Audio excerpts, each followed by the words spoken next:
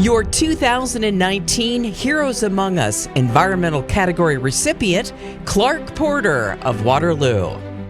As long as I can remember, I think ever since I was a little kid, I've just always been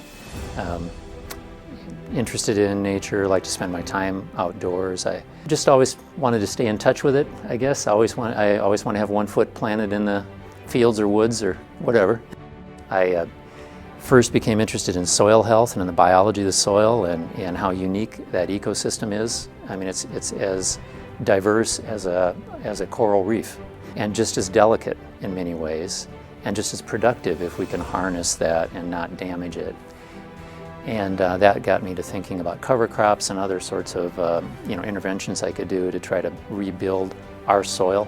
I've always been interested in the water. I canoed and paddled a good deal of my life, spent a lot of time along Blackhawk Creek when I was a kid growing up, just floating down the stream in a canoe or hiking around, riding horses through the area.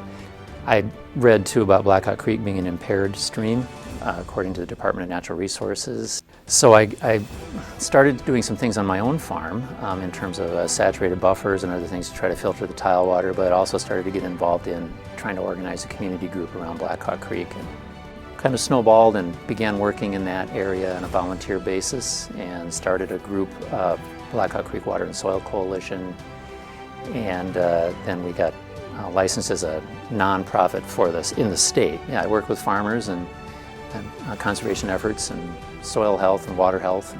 Ultimately, what I hope is that people begin to view the land as a community to which we belong.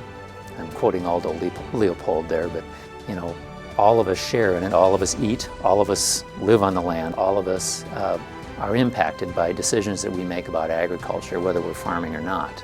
At some point or other, we have to invest in our land and our legacy as well. Land isn't merely a commodity.